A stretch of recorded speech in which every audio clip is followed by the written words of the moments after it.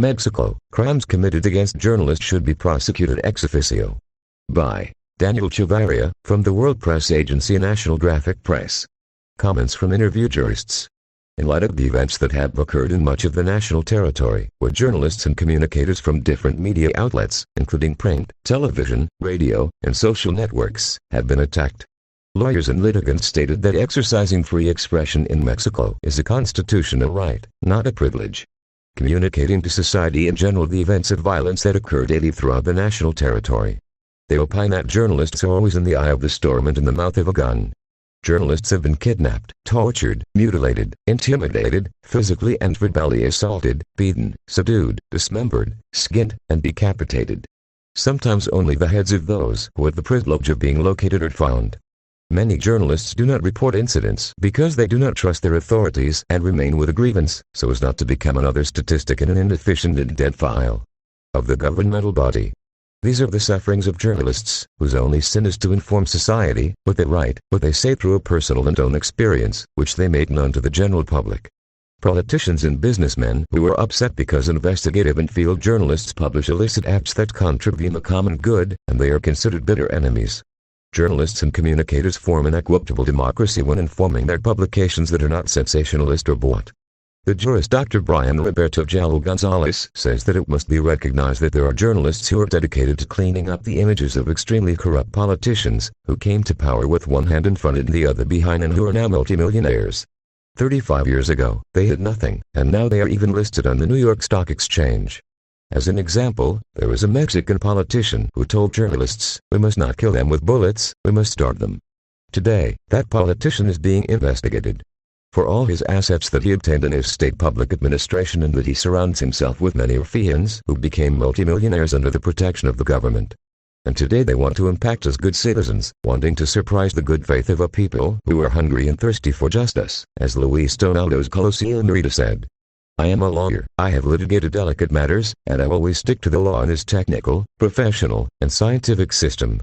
And I am also in danger, because I have sometimes been threatened. But you, as journalists, must raise your voices and find a way for the deputies of the Congress of the Union to propose, through the federal executive, that Articles 6 and 7 be reformed so that all crimes committed against journalists are prosecuted ex officio. So that the homicides committed against communicators do not go unpunished. This would automatically give Chavarria more equity to the country's democracy. Because each communicator will have the certainty that in case of being attacked or killed in the line of duty, his homicide would not go unpunished. It would be prosecuted ex officio through the chain of custody, the investigation file would be strengthened, and the alleged perpetrators would be found.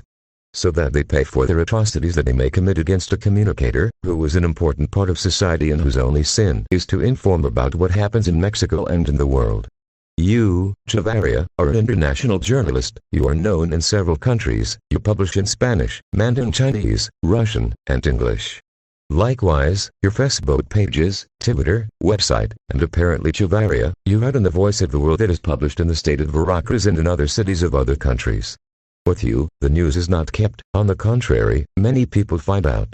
You can be a stepping stone to find a way for the High Tribune of the Congress of the Union to declare an initiative that says that all journalists who are attacked by any citizen, that the crime is investigated thoroughly and prosecuted ex officio so that impunity is not handled in Mexico.